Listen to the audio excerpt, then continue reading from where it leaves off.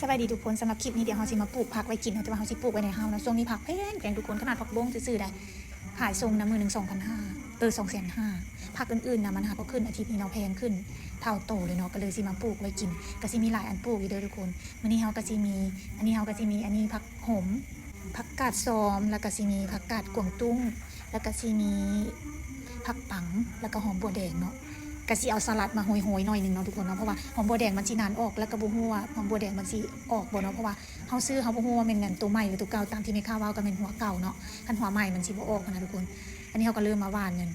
อันนี้เฮาหว่านกันแกนผักกาดซ้อมก่อนเนาะนานทำอีกนี่เฮาสิหว่านแกนผักกาดซ้อมแต่ว่าตัวนี้นะเฮาสิหมักดินได้ประมาณ 2-3 อาทิตย์แล้วเนาะแต่ว่าตัวอื่นหั่นหมักได้อาทิตย์นึงแล้วมีอีกนานนึงหั่นหมักแต่เมื่อวานนี้เนาะแต่ว่าเขาจะเอิ้นว่าหยังว่าขี้ไก่มันก็เป็นขี้ไก่เก่านะก็น่าสิบ่มีปัญหาแต่ว่าจับเบิ่งมันก็บ่ได้ฮ้อนเนี่ยนะก็เลยแบบเฮาบ่มีเวลาแล้วเนาะเพราะว่าสามีสิมาแล้วก็เพิ่นก็สิบ่ให้เฮ็ดแล้วเนาะคันเพิ่นมาแล้วเฮาก็สิได้เฮ็ดอย่างอื่นนะ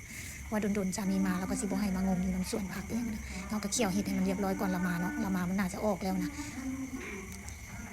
ะอันนี้นานที่2เฮาก็สิมาหว่านผักหอมเนาะทุกคนเนาะอันนี้เป็นผักหอมเด้อผักนานนี้ที่เฮามักดินไว้เฮานี่เฮาใส่กากมะพร้าวนำเนาะทุกคนเนาะเพราะว่ากากมะพร้าวเฮาใส่2เป่าน้อยๆแล้วเป่า20,000นะ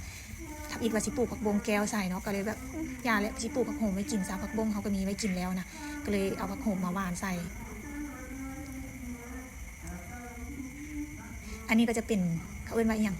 อันนี้จะเป็นผักปังเลยทุกคนแต่ว่าน้ำนี้หั่นก็ได้หวานเพราะว่าผักโขมมันหลายโพดเนาะก็เอาผักโขมกับผักกาดกวางตุ้งมาหวานคนละส้นแล้วนะแต่ว่าก็เอาผักปังมาปลูกใส่ผักปังมันสิออกซาเนาะหลังจากที่ว่าเฮาโลกผักโขมไปกินแล้วนะหรือว่าผักกาดไปกินแล้วเนาะมันก็จะเริ่มออกน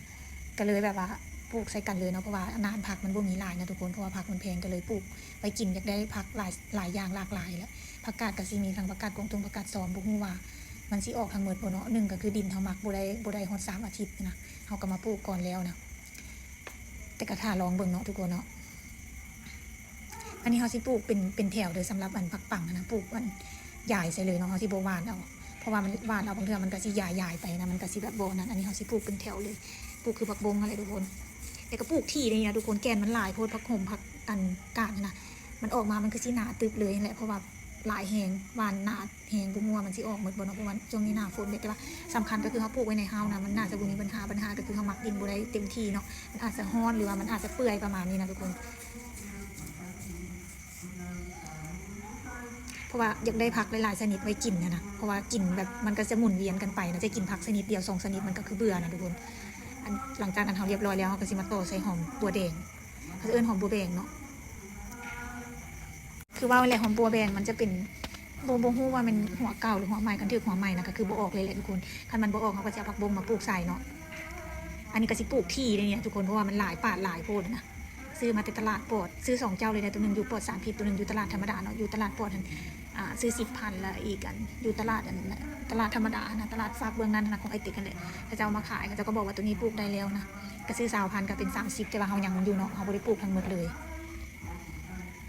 ก็มาลองรุ่นกันเบิ่งว่ามันสิออกบ่เนาะทุกคนเนาะเพราะว่าช่วงนี้ผักมันแพงแฮงนะทุกคนแต่ว่าอันนี้ธรรมดาแล้วอันนี้ห้าวตัวนี้เขาจะเป็นห้าวของอันเขาปลูกอันดอกไม้เนาะอันบอนสีนะสามีเฮ็ดให้เพิ่นจมเนี่ยเพิ่นว่าโอ้เฮ็ดอันนี้บ่แพงๆบ่ฮู้ว่าสิเฮ็ดไปเพื่ออีหยังฮู้บ่ทุกคนห้าวอันนี้นะพันกว่า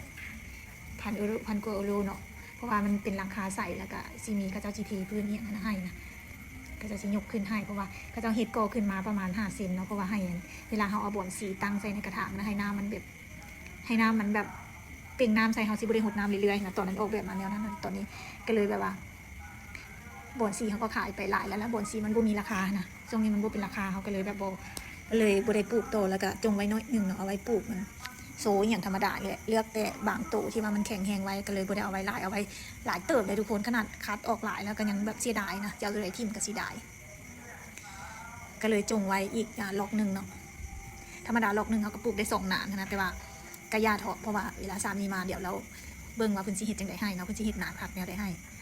ก็จังมาว่ากันบ่ฮู้ว่าสิทันบ่ละมาแต่เดือนเดียวเนาะบ่ฮู้ว่ามันมีหลายอันสิเฮ็ดเนาะสิเฮ็ดอันเพดานแล้วก็สิเฮ็ดเฮือนครัวเนาะสิให้กระเจ้าเอาเฮือนครัวมาติดตั้งใส่นะอาจสิมีเวลาบ่ละ2มาก็คือกำแพงเบื้องนั้นยังอีกประมาณ12 เมตรนี่แหละที่ว่ามันหมามันแบบโดดใส่กันนะทุกคนเพราะว่ากระเจ้าก่อขึ้นประมาณกายประมาณ1 เมตรนี่แหละ